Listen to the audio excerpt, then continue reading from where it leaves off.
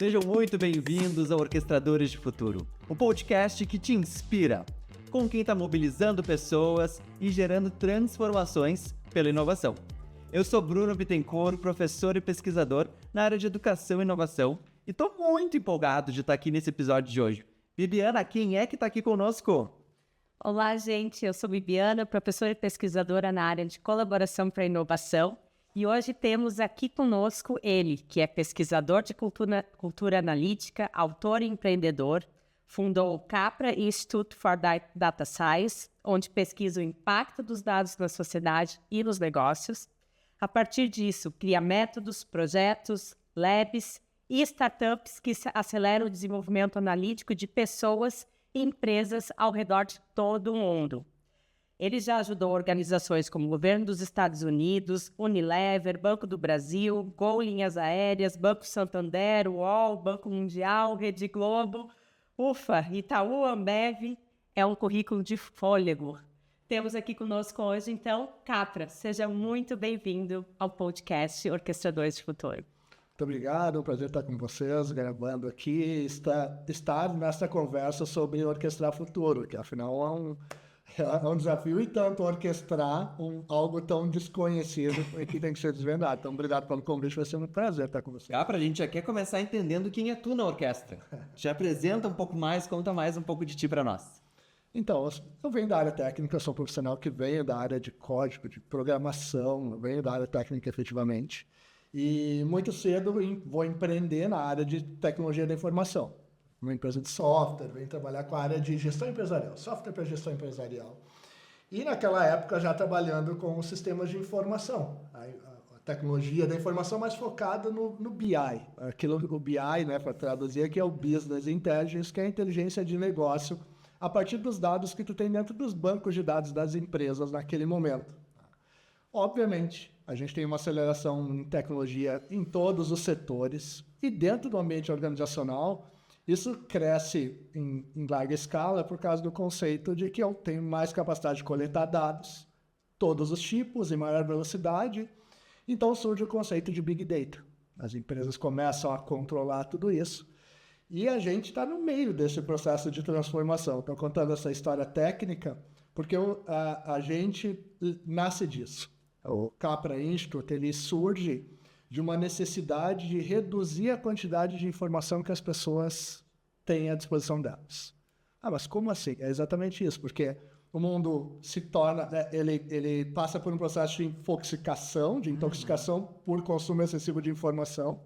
As empresas passam por isso e surge uma técnica, né? Na verdade, é adaptada uma técnica que a gente chama de ciência de dados, que pega esse mundo de informação e traduz para que as pessoas tomem decisões melhores ou tomem decisões a partir disso. Então, eu, no meio desse processo de orquestração, eu participo liderando em grupo transdisciplinar, um think tank, que tem o papel de transformar isso numa cultura de análise da informação para tomada de decisão e que as pessoas lidem melhor, seja tecnicamente ou taticamente ou estrategicamente com dados e informação no dia a dia da vida delas. Esse é o nosso papel dentro de um processo e eu acabo liderando esse processo. A gente tem hoje os laboratórios do Instituto ao redor do mundo, né? Nós somos um grupo transdisciplinar, como eu comentei, aproximadamente umas 100 pessoas, 100 cabeças conectadas aí conosco. E tem pessoas da sociologia, pessoas técnicas, matemáticos, estatísticos, da filosofia, ou seja, diversas áreas aí conectadas para, de alguma forma, tentar traduzir esse impacto dos dados numa linguagem um pouco mais humana, mais natural, para que as pessoas lidem com a informação no dia a dia de uma maneira melhor. Esse é o meu, talvez um pouco dentro desse aspecto que eu estou mais envolvido hoje. Capra, e nessa lógica, a gente vinha conversando ali já nos bastidores, tu fala que tem um início esse processo, quando tu entra numa empresa e precisa trabalhar a cultura de dados, por onde começa, né? Como é que se dá esse processo, já que a gente está falando cultura, que é algo que não é tão simples assim de tu modificar, de tu fazer as pessoas pensarem, né? De terem hábitos diferentes, né? Do que elas vinham tendo até então. Como é que inicia esse processo de cultura de dados nas organizações? Legal. Bom, a cultura como estrutura, quando a gente pensa em cultura, ela tem vários aspectos relacionados. Os principais são o aspecto comportamental dentro do ambiente, que modifica a pessoa a partir do ambiente que ela está. O próprio ambiente, né, que tu tem que preparar, moldar, e os recursos que tu tem à disposição para dentro daquele ambiente e, obviamente, os valores que tu carrega. Então, todo o aspecto, seja num bairro, numa cidade ou dentro de uma organização, dentro de uma empresa, são esses aspectos que afetam a cultura de alguma maneira. Isso não sou eu que digo, isso vem de uma longa história de estudo sobre cultura. Né? Da antropologia já estuda esses aspectos relacionados com isso. A gente traduz isso dentro de um processo de transformação com o que a gente chama de 3P, 1T. Tá? É uma metodologia, mas vai ajudar nessa resposta, que é 1P de pessoas, né? Processos que mudam, políticas que têm que ser estabelecidas e as tecnologias que tu tem.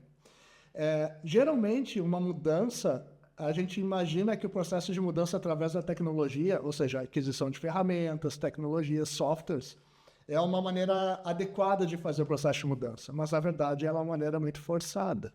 Porque a ferramenta, o recurso técnico, ela vai favorecer aqueles que têm habilidades com recursos técnicos, ferramentas. Então, tu tem uma virada do teu perfil organizacional em razão de onde teu movimento começa, que tu começa pela técnica. Isso parece muito legal, porque daí tu tem uma renovação, por outro lado, tu acaba com a tua cultura natural, porque a tua cultura é formada pelo comportamento dentro da empresa, como eu citei, baseado nas pessoas. Então, todo movimento cultural deveria, de alguma maneira, envolver e tratar as pessoas como ponto de partida. Quem tem a pergunta, quem tem a abordagem ao problema, quem vai trazer a iniciação à automação, é um ser humano lá dentro desse processo. Então, tu deveria começar o movimento de transformação cultural pelo indivíduo, pelo humano, pela pessoa ali que, de alguma forma, vai dar os impulsos dela para aquilo. Se a gente parar para pensar nas técnicas mais atuais, a gente vai falar, obviamente, de inteligência artificial dentro da nossa conversa.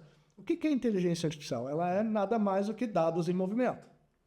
Para os dados terem movimentos, tem duas maneiras. Uma delas é regras, que depende de um humano estabelecer uma regra. Outra delas é código, que depende de um humano codificar. Então, no final, a gente deveria preparar qualquer ambiente de mudança olhando para os indivíduos que estão ali. Isso não é só treinamento, formação, é uma preparação comportamental, porque tu tem uma mudança de hábito, né? Uma mudança como tu lida com a informação.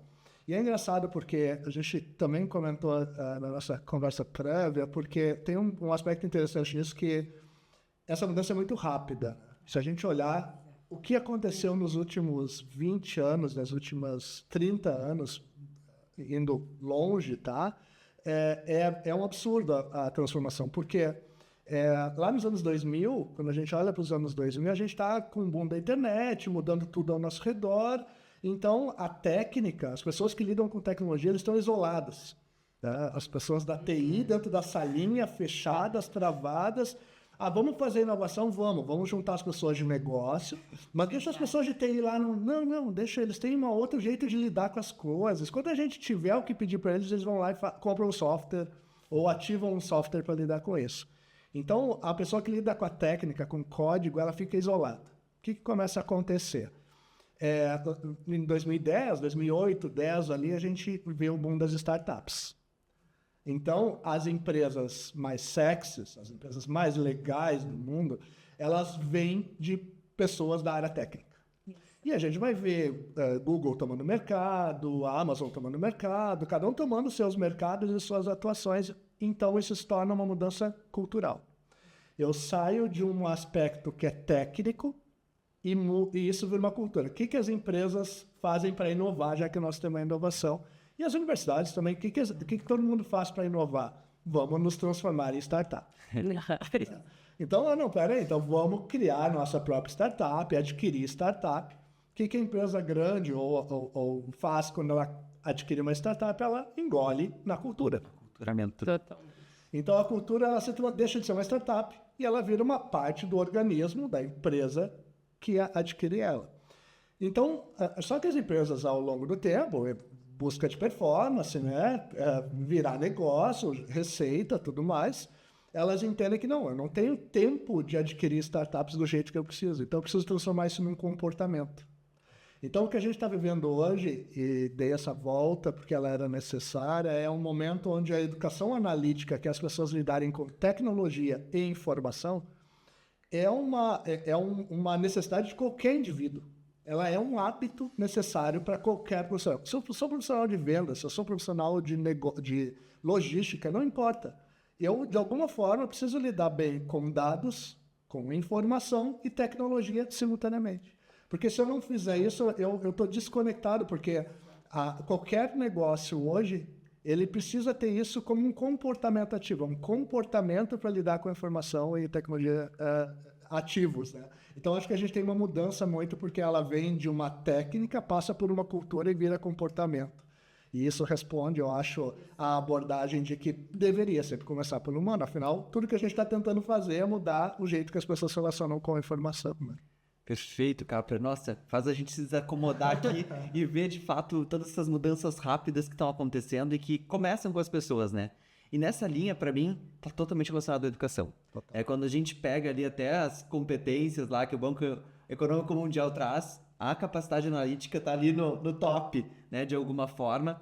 E te ouvindo também, seja com o advento da IA ou da nossa infoxicação, né, de muitas informações, a capacidade crítica, né? O pensamento crítico, acho que essas ondas de fake news, né, de eu conseguir diferenciar o que é fato, o que é opinião, cada vez mais esse olhar analítico, né, essas competências de analisar e também de pensamento crítico vem sendo, né, cada vez mais necessárias nesse contexto. E eu sei que vocês trabalham, né, trabalham bastante com a educação e com esse olhar. Eu entendo que, assim, uma coisa lá na tecnologia, no técnico, às vezes é mais fácil, né? Tu vai ali, organiza, vai de alguma forma, às vezes até binária, que tu vai conseguir ver. Mas quando a gente olha para esse comportamento analítico, como é que tu vem enxergando esse movimento ou até esse processo de desenvolvimento dessas competências nas pessoas? Legal. Primeiro que eu acho que a abordagem que o Fórum Econômico Mundial traz é muito bacana, porque ele traz a palavra especificamente de pensamento analítico. Tá? E eu até estou fazendo essa marcação porque ele traz como uma habilidade. O problema é que tu pergunta que o pensamento analítico não está especificado em lugar nenhum. A gente não encontra a definição de pensamento analítico em nada da academia, em nada do mercado, não está disponível o que é o pensamento analítico. Então, claro, quando tu vai pesquisar mais profundamente, tu vai encontrar o que sustenta ele, que são duas linhas de escolas de pensamento. O pensamento computacional, matemático, da lógica booleana, da forma de lidar com a tecnologia, tudo mais, está relacionado com o pensamento computacional. Então, daí que surge esse elemento de fusão. O segundo elemento, ele é interessante, porque ele é o pensamento crítico.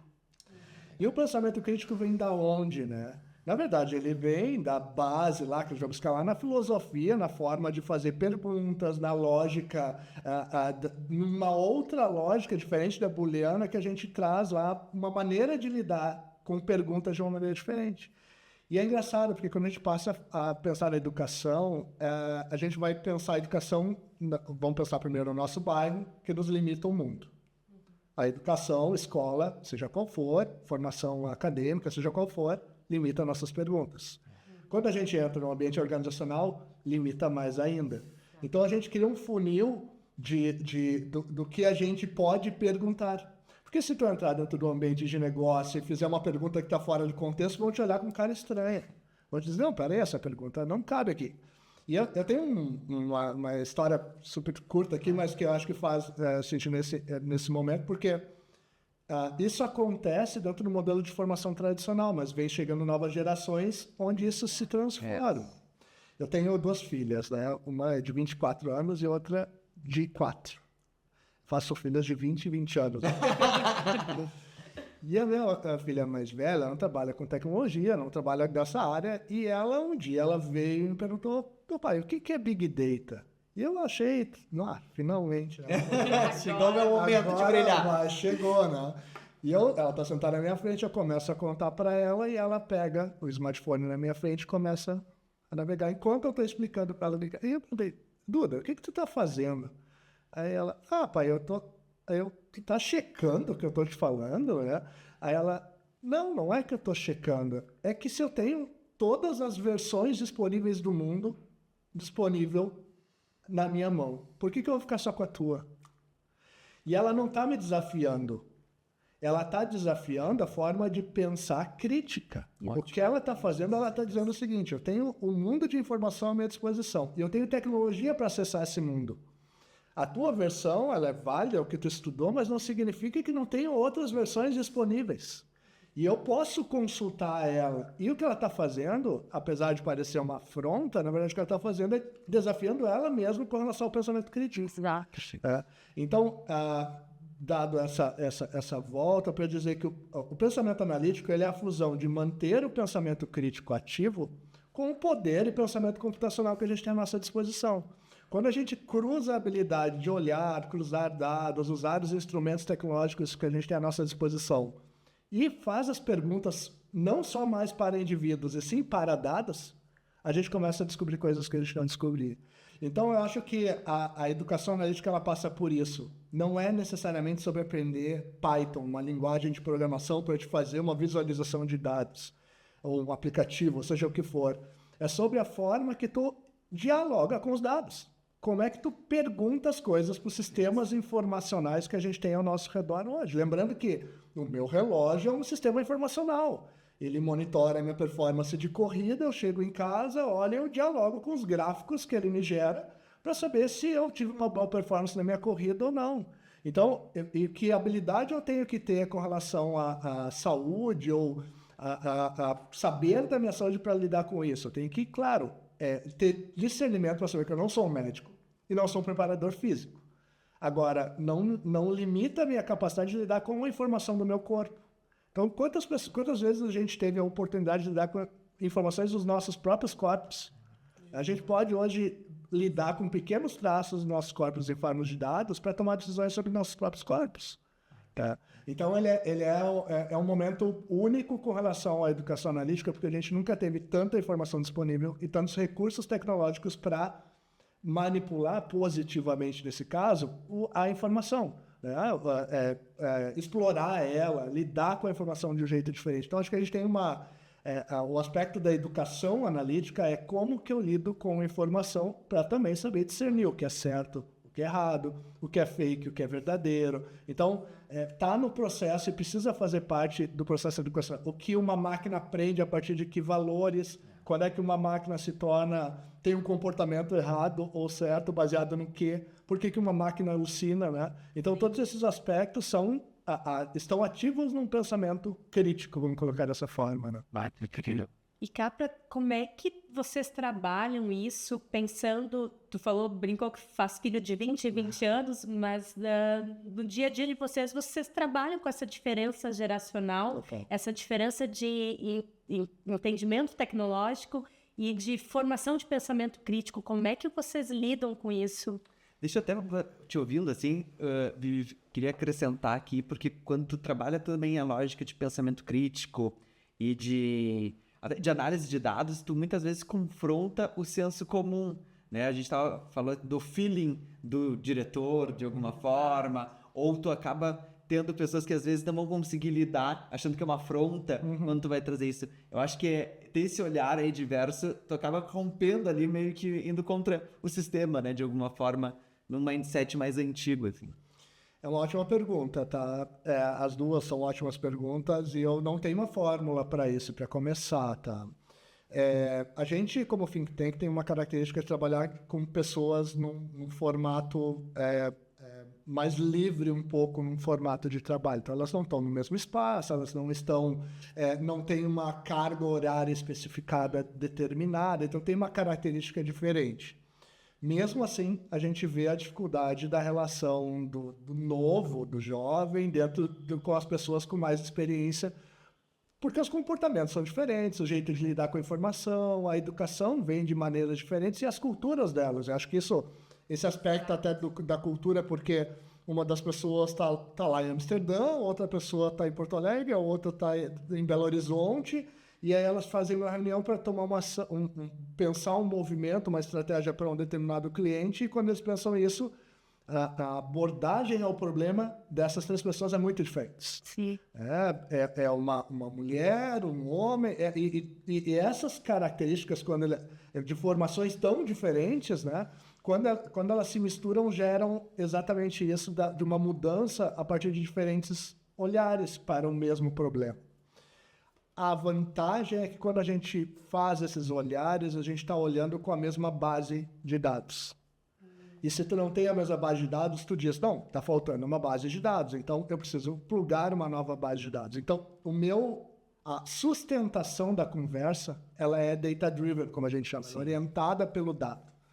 Ser orientado por dado não significa que tu é enviesado pelo dado, ou seja, não significa que tu vai seguir aquilo exclusivamente que os dados estão mostrando, tu tem que questionar os dados. Precisa fazer esse trabalho de questionamento e até dizer, não, aqui não tem, está dando esse resultado porque falta uma fonte de dados. Então, a gente precisa explorar uma nova fonte de dados e plugar. Mas quando tu tem o mesmo mapa, as pessoas olham para as mesmas informações, é mais fácil que elas cheguem a consenso ou que as visões individuais percam força dentro disso. A gente chama isso até quando a gente faz esses encontros dentro de ambientes organizacionais, de empresas, a gente chama de uma prática analítica. Como é que funcionava até pouco tempo as reuniões de tomada de decisão em ambiente de negócio? Eu tinha que tomar a decisão sobre a reposição de um determinado produto na prateleira, na minha loja. Como é que eu fazia isso? Né? Eu chamava a pessoa de vendas, de distribuição, de logística, elas sentavam numa mesa como a nossa, e aí elas começavam a conversar sobre isso. Elas negociavam. Sim. Ela não é uma reunião baseada em dados, ela é uma reunião baseada em argumentação. Aí alguém vai me dizer assim, não, mas espera aí, cada um tem seu relatório. Sim, as pessoas sentam em cima dos seus relatórios e argumentam. O que muda nesse comportamento ativo atual? Cada um pega seu relatório e coloca em cima da mesa. A gente vai olhar para a mesma informação, a gente vai olhar para a mesma base de dados e em cima desses dados abertos, todos sabendo o que cada carta que cada um tem na mesa, a gente vai fazer a negociação sobre essa tomada de decisão. Então, a decisão orientada por dados, ela precisa ter essa transparência com os agentes envolvidos. Obviamente, tu vai envolver aqueles que participam daquele processo com aqueles que precisam ter transparência. Caso contrário, vai sempre pesar aquele que tem mais força dentro do processo decisório. Tá? Então, dito isso, eu acho que a vantagem que a gente leva no momento e do jeito que a gente lida com a informação é que, como a premissa é educação analítica, para eu ter uma discussão, ela precisa partir de dados. Se eu não tenho a premissa dos dados disponível, essa conversa não pode seguir. Eu preciso, pelo menos, de algumas fontes estabilizadas de dados para poder olhar para ela. Aí tu vai me dizer, não, Capri, mas eu não tive tempo de construir uma base de dados. Ok, que fatos e argumentos tu tem? Escreve eles.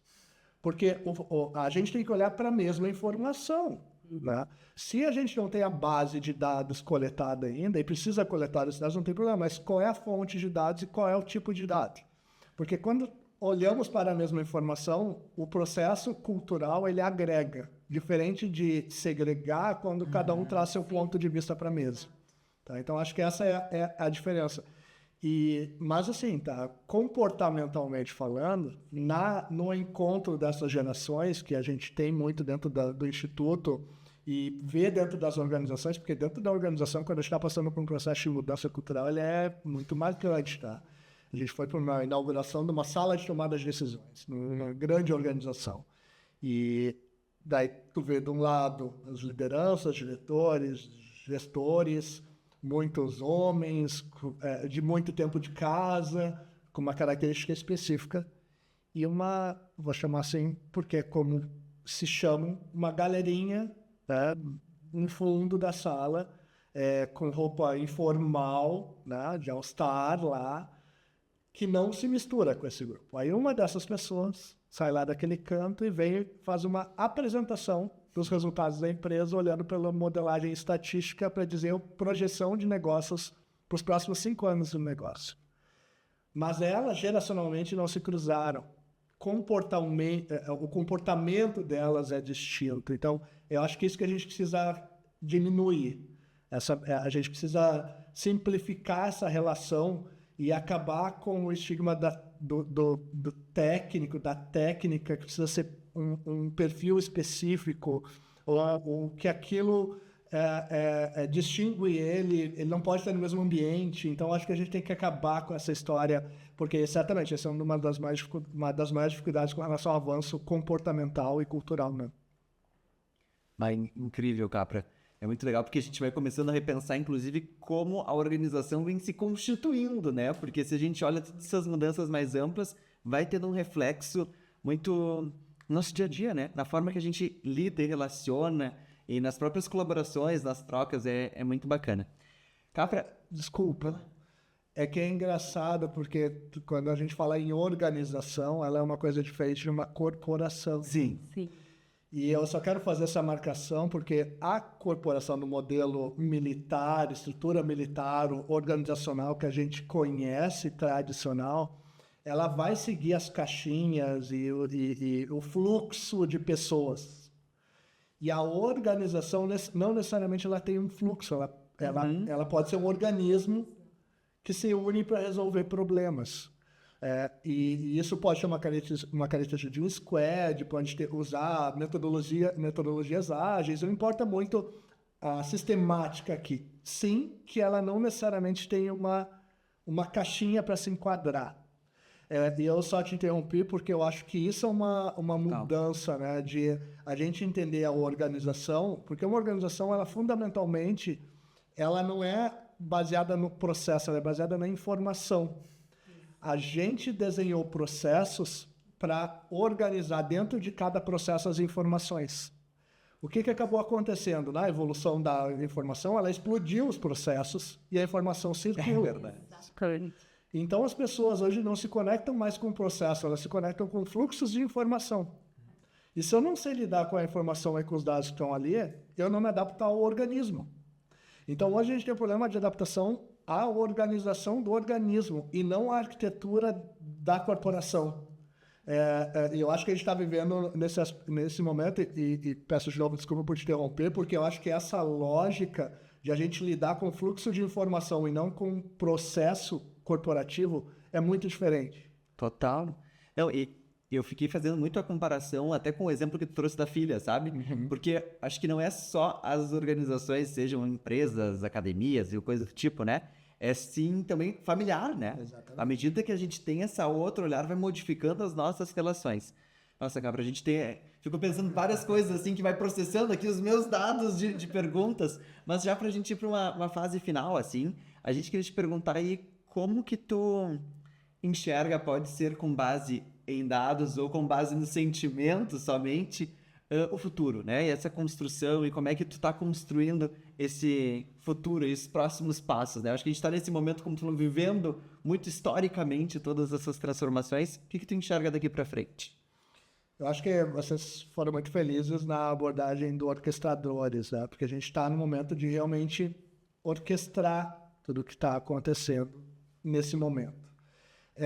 A gente ainda está com dificuldade de entender os instrumentos que as pessoas estão usando, né? E aqui levando para o lado da música, né? Que não é mais sobre o que cada um sabe tocar, que instrumentos eu tenho à disposição, porque tem tantos instrumentos à disposição que eu não sei necessariamente que cada um vai chegar, com que aparato cada um vai chegar para tocar junto dentro do conjunto. O que a gente entende dentro desse processo de mudança tem uma preocupação, eu traria primeiro o ponto da preocupação, é a questão dessa consciência sobre o artificial. Porque vem um novo momento onde boa parte daquilo que a gente realiza até hoje vai ser transferido para agentes que vão trabalhar junto conosco. Tá? Então, esses agentes artificiais que vão conviver conosco, eles são fundamentais. Assim, a gente não vai... vamos pensar no armazenamento de informação. O quanto efetivamente a gente armazena de informação no nosso cérebro hoje e quanto a gente complementa com os equipamentos que a gente desliga na nossa noite. A gente desliga uma parte do nosso cérebro e isso não é errado. Ele processa a informação e armazena de maneira mais eficiente do que o nosso cérebro. Então, vamos usar esse mecanismo complementar. A gente está assustado porque o que está vindo de novo, ele é um movimento cognitivo, é a primeira interferência cognitiva que a gente tem. Porque as anteriores, quando a gente pensa em toda a evolução da tecnologia afetando o humano, né? A gente vai pensar lá atrás, né?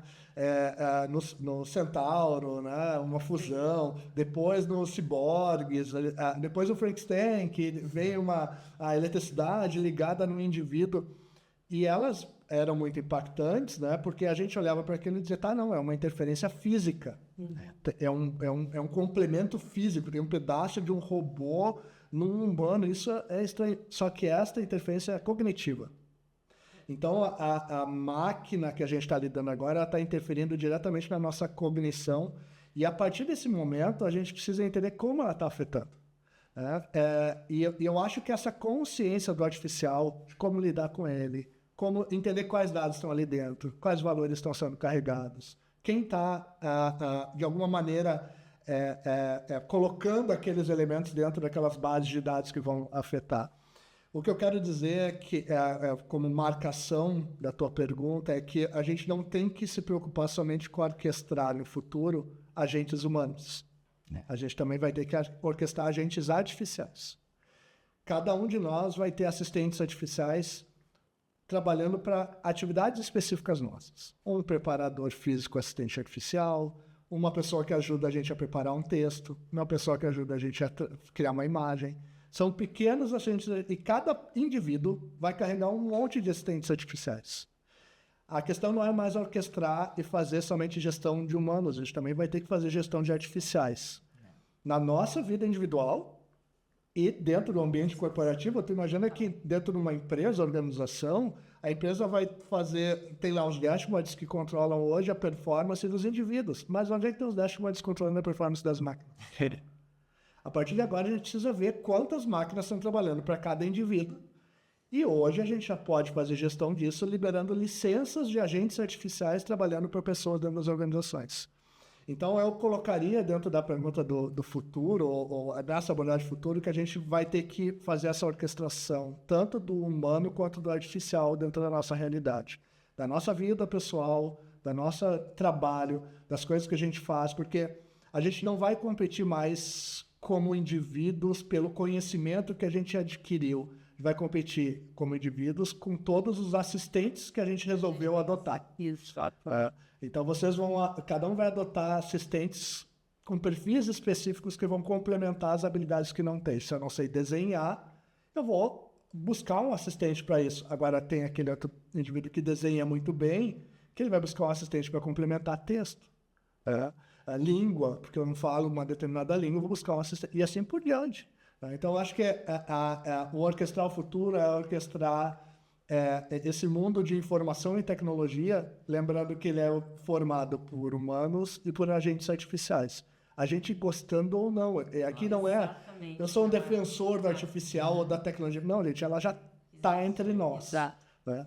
Até eu gosto muito daquele conceito da síndrome de Frankenstein, né? Que ele diz que toda máquina que a gente cria, ela em algum momento, toda a história de máquina que a gente cria, ela nos mata, né? Exato. E por isso esse medo do cognitivo, né? Porque, mas obviamente a gente hoje convive com a eletricidade, convive com tecnologia, e elas de alguma forma convivem e estão no nosso meio, né? Eu acho que o que a gente está vivendo do artificial agora é muito disso também. Sensacional, Capra. Nossa. Só te agradecer, acho que tu trouxe aqui muito, além de dados, muito conhecimento aqui pra gente sobre dados e sobre tecnologia, sobre como trouxe um outro elemento, né, Bruno? Porque a gente veio já em conversas anteriores que o humano apareceu muito, mas agora o tecnológico, o novo papel desse humano. Exato. E como trabalhar os dois ao mesmo tempo, acho que esse que fica assim para reflexão, né, da gente, em como orquestrar isso que não temos a resposta ainda, acho, né? A gente vai aprender ao longo. Vai aprendendo. Muito obrigado, Carmen, pela tua participação. Obrigado pelo convite e espero que a partir daqui a gente consiga ver mais pessoas analíticas com habilidades analíticas, com pensamento analítico ativo, tanto em todos os meios, né, e em todas as organizações por aí. Obrigado pelo convite, é um prazer. Foi um prazer estar com vocês. Sensacional, obrigado.